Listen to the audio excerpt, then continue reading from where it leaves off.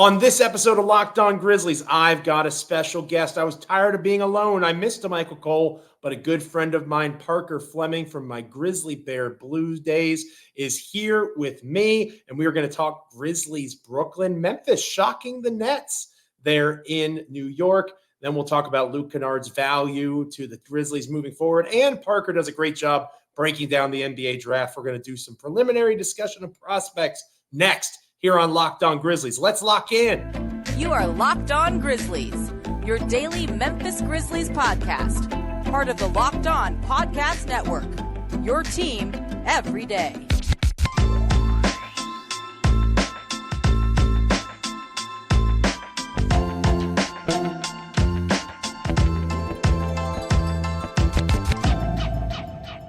Welcome to a terrific Tuesday episode of Locked On Grizzlies. I am one of your hosts, Joe Mullinax, and for the first time in a long time, I say that I have a co-host, but it's a special guest co-host. I'll bring him in here momentarily. It's not Michael Cole. Your eyes do not deceive you if you are on YouTube and wherever you get your podcast. Hopefully you're liking, commenting, rating, reviewing, subscribing on YouTube, as well as Amazon, Spotify, Apple, literally anywhere you can get a podcast, you can get Locked On Grizzlies, but I'll bring him in here momentarily. This episode of Locked On Grizzlies brought to you by the good folks over at FanDuel. Make every moment more. Right now, new customers get $150 in bonus bets with any winning $5 bet. That's $150 if your bet wins. Visit FanDuel.com/lockedon to get started. Again, I am your host, Joe Mullinax. I was supposed to fly solo on this Tuesday edition of the show, but wouldn't you know it, the coolest group chat there is in Grizzliesdom, myself, right, Sean Coleman, and my co-host, Parker Fleming, for this episode. I've known Parker for quite a while now, going all the way back to our Grizzly Bear Blues days over at SB Nation.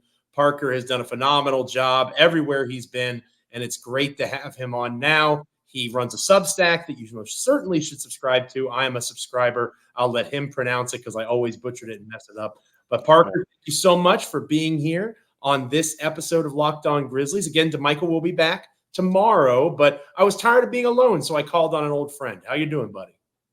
Man, I'm doing great. I haven't podcasted much this. I think I've only been on one podcast this season. I sacrificed the podcast to do more draft coverage, but yeah, doing some stuff over at SubTsakalidis.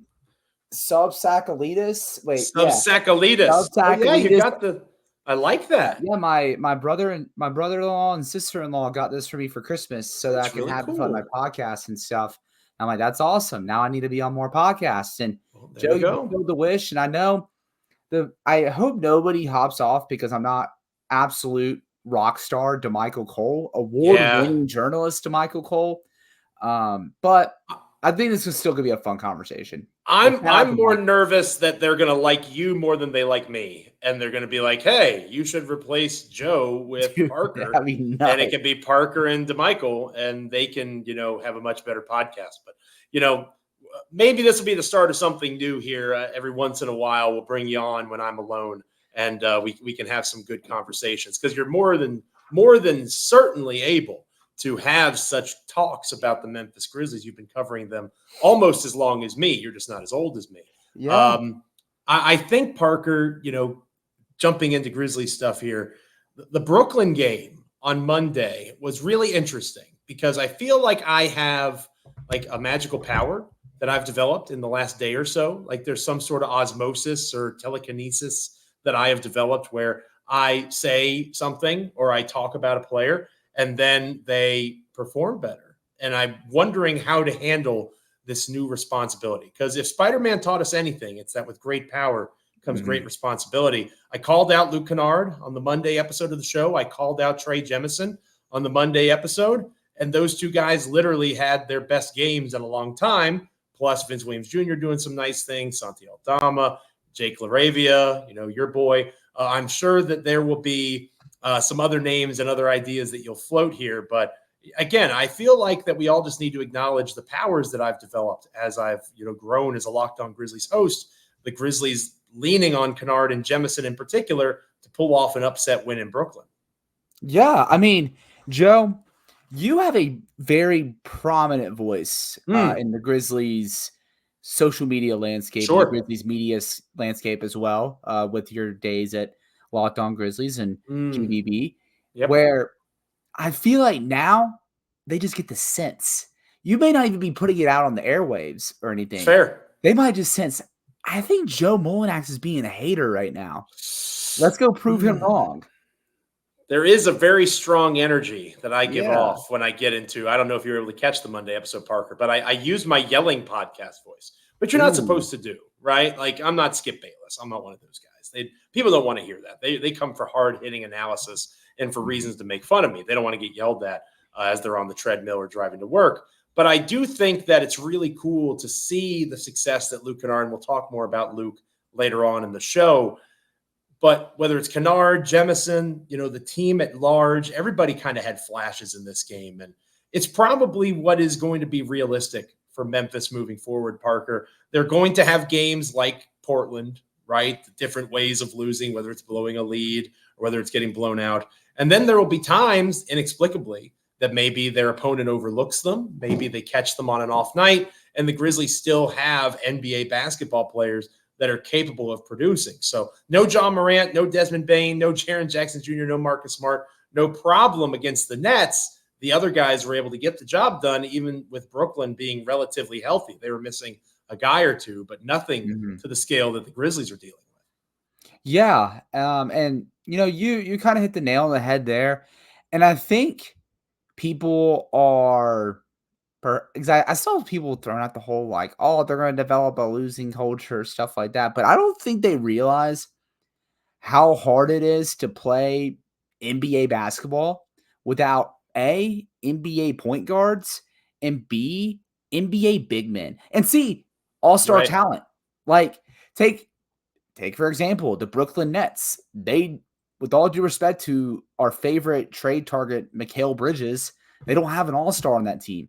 And as they've seen this year, it's hard to win without all-star talent. And, I know with Luke, we'll get into that. I'm sure your rant about, I didn't get to listen, but I feel like your rant about Luke Kennard was about him not shooting as many threes. Yeah. Very upset about that, especially when evidence is presented in conversations I have with other people, just watching film as I do.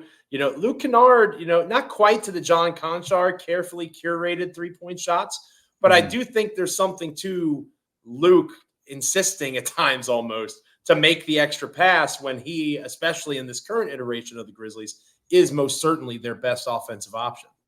Yeah, it's one of those things where I tweeted about it, I wrote about it, and just from watching the games, you have a lot of guys, and as much growth as Vince Williams has shown in this department, a lot of these young guys are still getting reps and getting used to playing within a flow of an NBA offense, but also to initiating a lot of these actions. They're not playing off of John Morant, Desmond Bane, Jaren Jackson Jr., Marcus Smart.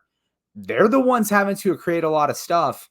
And Kennard is the player available right now with the most experience. He's a pretty solid playmaker. And I also feel like it'd be one of those things like, damned if he does, damned if he doesn't, because if he was, let's say in the Portland game the other night, he was hoisting 12, 13 threes a game like people are expecting him to with this roster. It's going to be, well, why is he not passing the ball to G.G. Jackson? Or it's like somebody has to pass the ball.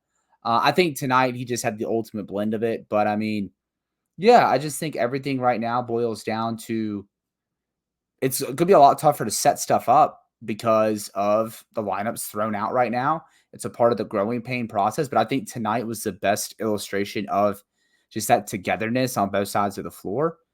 And again, there's going to be nights like this. There's going to be nights, like you said, there's going to be nights like Portland. But the thing I want to just see the most consistent, the thing I want to see on a night effort is an effort. I spoiled my own words just running with this real quick, but just effort, man. Because, last week's Brooklyn game, that Friday Brooklyn game, they got punched in the mouth and they didn't fight back.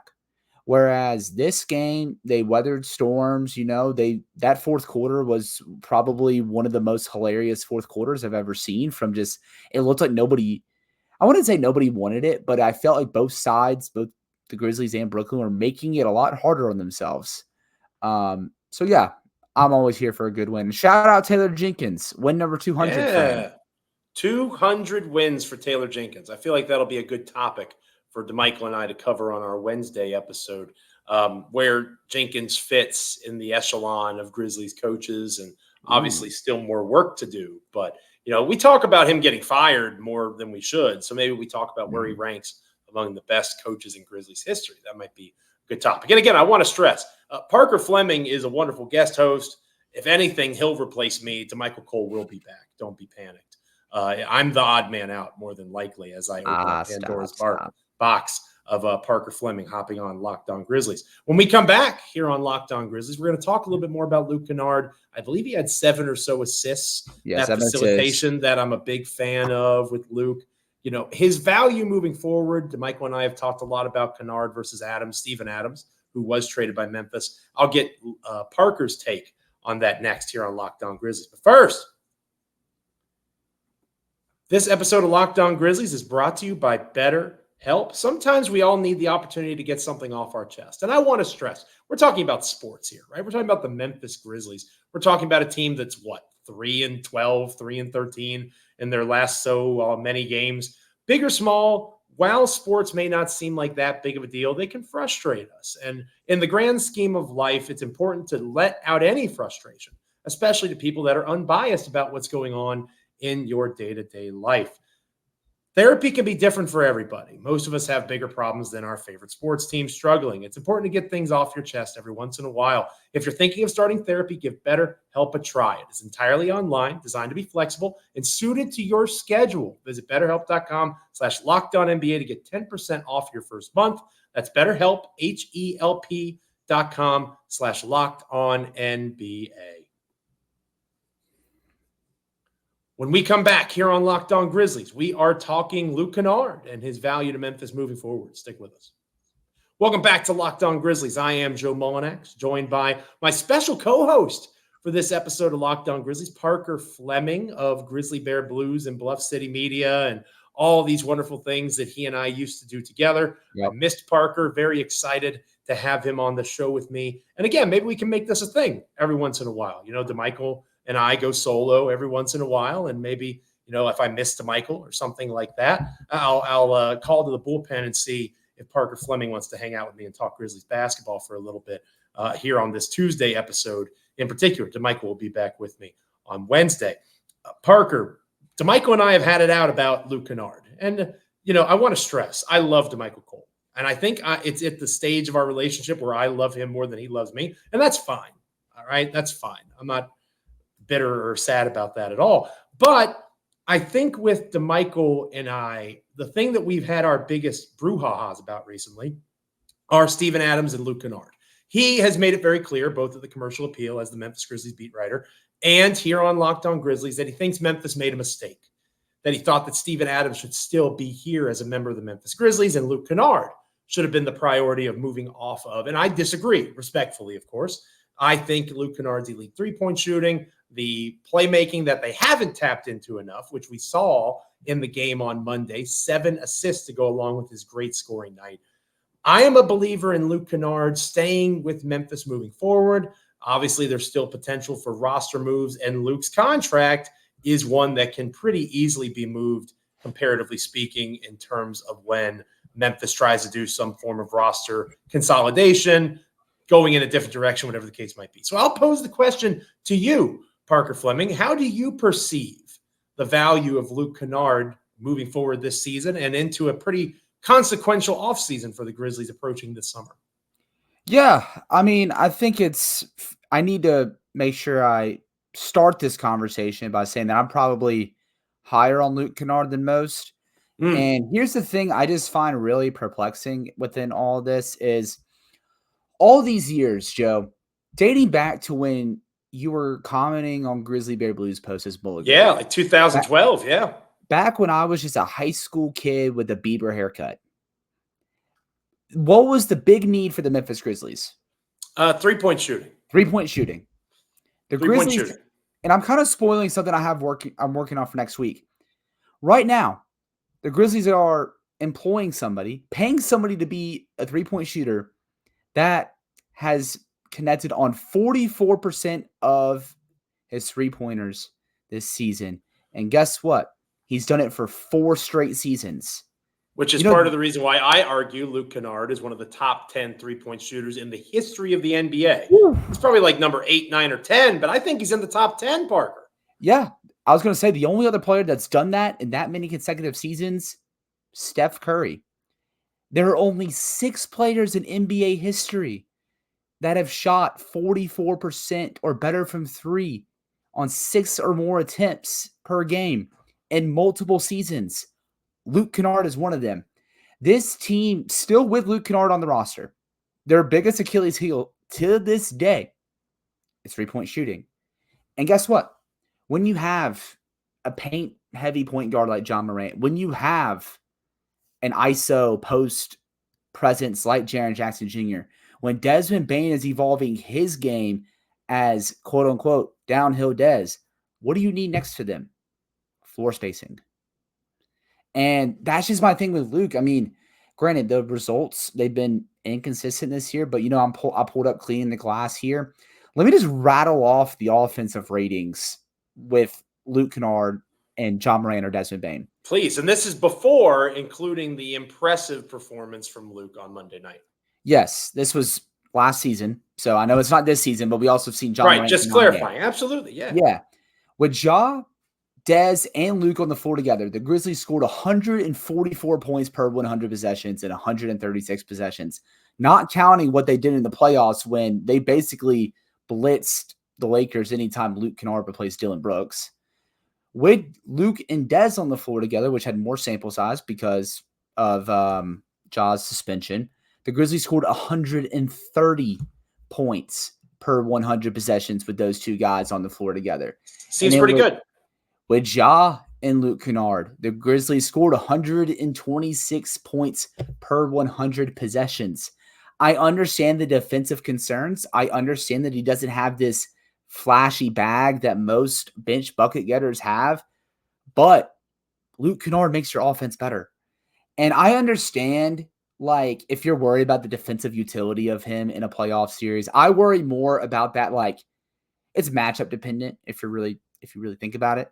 Like, I think it'd be easier to play him against like Oklahoma City, where you can hide him off like Cason Wallace or Josh Giddey, rather than playing him against like Minnesota, where you're just hiding him off of Jaden McDaniels, or playing against the Clippers and hiding him off of Russell Westbrook or Terrence Mann. Like, I mean, I understand that. I understand the contract. Like, I understand the contract. I understand it'd be outlandish to say he's untouchable, but for a team that still lacks 3-point shooting, I'm not tossing Luke Kennard in a sign and trade for Nick Claxton. Like, I'm not doing that.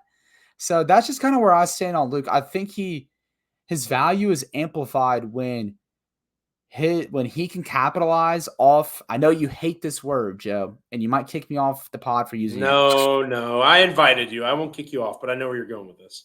His value will shine and be more amplified when he is either A, capitalizing off the gravity his star players create, or B, his outside shooting creates gravity for star players to excel at what they're best at. And that's the value in Luke Kennard. That's double the gravity, right? Usually you have to pay double for that kind of action. But with That's Luke right. Kennard, you get one and the same. And my biggest concern with Luke is his ability to get open in the playoffs, right? I've talked about that a lot. And, going up against a longer, more athletic group like the Lakers, the Clippers. And again, we're talking about a hypothetical playoff series that isn't happening this year because Memphis is closer to a top 4 pick than they are the play-in currently. But if you are assuming that Luke is going to be around long-term, that is a process that you have to consider, because you have to assume that the Grizzlies will be back in the playoffs next year. Otherwise, what in the heck are we talking about, right? Like, what's the point? We should be blowing this thing up if that's not the case. Where Kennard fits in there is going to be fascinating to watch unfold. I think that they can keep Luke. They can address the center position. I think G.G. Jackson and Vince Williams Jr. becoming what they are allows for Memphis a little bit more flexibility when it comes to trying to find a wing.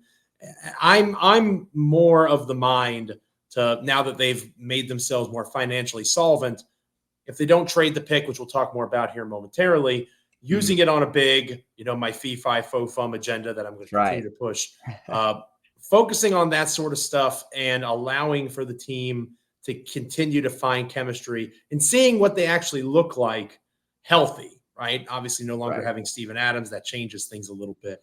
But I want to see that. And I think that, I think folks might agree with me. But let me know in the comments. Do you agree with me and Parker? Are you pro Luke Kennard? Do you want to move on from him? Again, one game doesn't make me right as much as I want to claim victory. Obviously, larger sample sizes are important. Parker. Yes. I was also going to say, too, when it comes to salary matching, I don't like, promoting trade suggestions on the timeline. That's just not my cup of tea. I'll save it. I love doing that. Yes. I'll save it for content purposes like podcasts or articles. But when it comes to salary matching, I look at these three players. You have Zaire Williams and John Conchar, who are going from making $6 million combined this year to $6 million each next year. That's $12 million. It's a big jump. And you can also argue that G.G. Jackson, he's not the one making Luke Kennard expendable. He's making Santi Aldama expendable. Ooh. And if you put those three players in a trade package, you get around $16 to $17 million. Plus, a team will have the extension eligibility and the potential restricted free agency of two big forwards that you can at least gamble on. A rebuilding team might like that. Or a team that you're doing a pick swap with, maybe an Atlanta Hawks that has a young center named Oyinke Okongwu and some lower picks. I don't know. That's kind of my thing. It's one of those things where I think there's just better way for salary matching that will also allow you to maintain and maybe even reconstruct your depth in a sense. I think you're onto something there. Let Parker and I know what you're thinking in the comments below. When we come back here on Locked On Grizzlies, we're going to close out this episode talking about the great work on Parker's Substack that he does covering the NBA draft, how he feels about what Memphis should do. We'll talk about that next here on Locked On Grizzlies. But first, this episode of Locked On Grizzlies is brought to you by FanDuel. Make every moment more at FanDuel, America's #1 sportsbook. Get buckets with your first bet because right now, new customers get $150 in bonus bets with any winning $5 bet. You heard me right. $150 if your bet wins. Bet on all your favorite NBA players and teams. If you're feeling a little bit more froggy with the Grizzlies' victory, then go on, jump over at FanDuel with quick bets, live same-game parlays, exclusive props, and so much more. Just visit FanDuel.com/lockedon and shoot your shot with FanDuel, an official sportsbook partner of the NBA. Big fan of FanDuel here on Locked On Grizzlies. When we come back here on Locked On Grizzlies, we're closing out the show talking Parker's potential picks in the NBA drafts. Again, it's a little bit early before March Madness, but we'll pick Parker's brain next. Stick with us. Welcome back to Locked On Grizzlies. I am Joe Mullinax, not flying solo. DeMichael Cole will be back with me on the Wednesday edition of the podcast. I found a special guest host. Parker Fleming, good friend of mine, doing a great work on Substack now, but he is, connected to me through Grizzly Bear Blues back in the day, GBB Live, the podcast that we did over there. I passed it on to him. He did a great job before he moved along. Very happy to have Parker with me. Follow Parker on X at Paca_Flocka if you don't already do so. And again, DeMichael will be back tomorrow. If anything, I'll be replaced by Parker. And they'll move on and have a long and happy relationship, I'm sure. Parker, we've been talking about the here and now with the Grizzlies so far on this episode. Let's look to the future a little bit. Let's pull out our crystal ball, so to speak. And you do a great job diving into the draft over on your Substack. Talk to me a little bit about your perspective on, say Memphis lands at 5 or 6, right, in the lottery. Do they take a big? Do they take the best talent available, even if it's something they don't quote unquote need as a contender? How do you approach, if you are Zach Kleiman, if you are in the Grizzlies front office, what advice are you providing about utilizing this resource going into a pretty important year for everybody involved with the Grizzlies organization? Yeah. I mean, obviously it'd be blasphemous to not say your best player available. And I think the beauty with I do that all the time. Yeah. The thing blasphemy. Thy name is Joe. The thing that's so beautiful, it's beautiful. It's a beautiful nightmare, beautiful disaster, however you want to spin it. with this draft, for one, it's the perfect draft to find guys to complement a core, which the Grizzlies already have. And it's also just a very interesting draft in the sense that there's no consensus where you can have your own different philosophy. Like I've seen, like I shared my big board today in an exercise that was basically my top 15 board, pass it to the next person. I quote tweeted it with mine and I saw different quote tweets. I saw people have Cody Williams number 1 instead of Alexander Sarr. You know, I know people that like Nikola Topic more. Topic is the only player in my top 15 that I haven't had the chance to watch yet. I will have that for a deeper study. But, I mean, there's a lot of different directions that they can go. I worry about the wing in the sense that, like, if you were to go with, like, a Matas Buzelis, Zachary Rishar, or Cody Williams, I worry about that in the sense of, like, you already have G.G. Jackson who's going to be young. Do you want to rely on another teenage 20-year-old wing next season? None of those guys are giants. And I am very much pushing the feet by Fofung agenda. I want big, meaty men slapping meat, Parker. That's what I'm That is it. Here. Shout out Big E. Shout out Big E. But that's what I want from the Memphis Grizzlies. Tell me that I can get a big in the lottery, whether they trade back. You know, who is a big that you're excited about? I'm willing to take big old Zach Edey at this point from Purdue. I know 7'3", 300 pounds. Again, big, meaty dudes, setting screens, getting rebounds. I don't need him to do another freaking thing. I just need him to do some of the stuff that Steven Adams did while being a gigantic body that can take pressure off of Jaren Jackson Jr. Tell me why I'm wrong. You're not wrong, because the big man that I'm so excited about, and a guy that, if everything checks out right medically, I would pick him 6. I would pick him 5 or 6, and that's Donovan Clingan from UConn. Now we're talking. I'd rather him than the big guy from Purdue. He is, I think I heard someone say he's 7'3" barefoot. Wow. And what's crazy is I need to compare a game I scouted earlier to this game I at least just saw clips of on Sunday when they destroyed Seton Hall. I watched some of that game. He looked impressive. Yeah, but he also looked – the thing that I noticed is while looking gigantic, he looked slimmer. Like, he was a big dude, kind of maybe questions about looking out of shape, but I guess prior to the season, he had some sort of like respiratory illness that kind of sidelined him for a little bit. But my concern at first with Clingan was like, can I trust him with starter minutes? And then I started thinking about the context a little bit of like, wait, he doesn't need to play 30 minutes a night if you're going to have Jaren Jackson Jr. play the 5. If Brandon Clark is as healthy as Pete Paranica was saying on the broadcast, he's playing the 5 too. So you just need Clingan to play 20 to 25 minutes a night. Heck, I'll bring up this stat line the other day against Seton Hall. 19 points, 11 rebounds, 5 blocks in 23 minutes.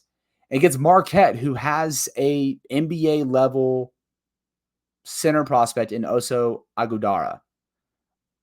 17 points, 10 rebounds, 3 stocks, 7 of 8 shooting, 24 minutes. Like, his per minute production, if healthy, is too undeniable to pass up on, in my opinion, given the absolute need for the Grizzlies to get a big man. And frankly, I would be cool with him starting next year. I would be 100% cool with him starting next year. Because, I mean, think about this, Joe. Look at Derek Lively this year with Dallas. How much of a godsend he's been for Luka as a massive role outlet. Because he's just a big dude that can catch the ball, turn around, and put it in the basket. Walker Kessler, demolishing block records for the Utah Jazz. I saw the eye roll because it's like they could have just had Walker Kessler. Robert Williams in different playoff series with the Boston Celtics. I mean, Jared Allen when he was with Brooklyn.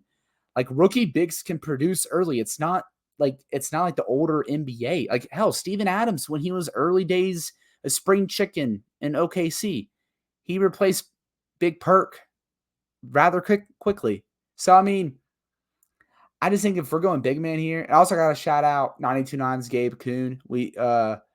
he is helping spearhead the Eve Missy agenda. Big man out of Baylor. He's been doing a little bit more stuff on the ball around the elbows. Athletic is all get out.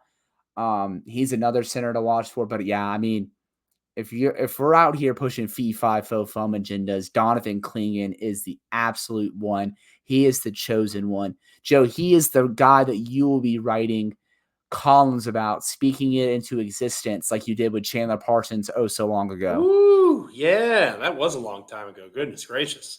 2016. I'm sure people would probably rather me not do that. Don't. No, that's the powers that I have. Again, with great power comes great responsibility. Bringing it back full circle. Yeah, fee, fi, fo, fum. All right, That's what I'm interested in. I'm looking for that. That is what I'm passionate about going into this NBA draft. Whether they trade the pick, use the pick, they need some meat in the middle, and that's what I'm looking for. Let us know what you're looking for in the comments below. Thank you so much, Parker, for hanging out with me on this episode of Locked On Grizzlies. Anything you want to plug before we get out of here? Yeah, plug in the Substack. SubTsakalidis. It's probably a lot easier for you to find it on my Twitter than you try to spell it. If you choose to be a subscriber, a paid subscriber like Joe is, all your money is going to St. Jude Children's Research Hospital in honor of my beautiful wife, Allie. Shout out to Allie. She is the best. She is the absolutely best. But I'm also doing a mailbag, which I haven't done on SubStack. I'm answering anything. I'm going to even answer questions about Toy Story rankings and hot food takes. So interesting. Yeah, so make sure you just throw me questions. Grizzlies, draft, NBA life, whatever you want. Just throw it at me. I don't really care. I'll answer. I like that. All right. Yeah. Thank you, Joe. This was fun. Absolutely. Well, we'll do it again. My good friend Parker Fleming. We'll do it again down the road. Thank you so much for joining me. And thank you, dear listener, dear viewer, for checking out Locked On Grizzlies today. Before we leave, I want to shout out Locked On Sports Today, the first of its kind 24/7 streaming sports channel on YouTube. You can check out local hosts like myself, DeMichael, and others, while also looking at shows from all of our league covering programming. Check it out on Locked On Sports Today on YouTube, and you can also check it out on Amazon Fire TV in the free Channels app. Thank you again. Make sure you're liking, commenting, rating, reviewing, subscribing wherever you get your podcasts. YouTube, Apple, Spotify, Amazon, literally anywhere you get podcasts. Hopefully you're an everydayer checking out Locked On Grizzlies every time a new episode drops. The next time we're together will be tomorrow, our Wednesday episode. DeMichael Cole and I will be back riding dirty once again, talking Grizzlies basketball, looking ahead to a Philadelphia 76ers game, and I'm sure much more about the season that is the Memphis Grizzlies 2023-2024 campaign. For Parker, thank you again, buddy. I'm Joe. Check us out wherever you get podcasts. Like, comment, rate, review, subscribe. Have a great rest of your day, and we will catch you next time on Locked On Grizzlies.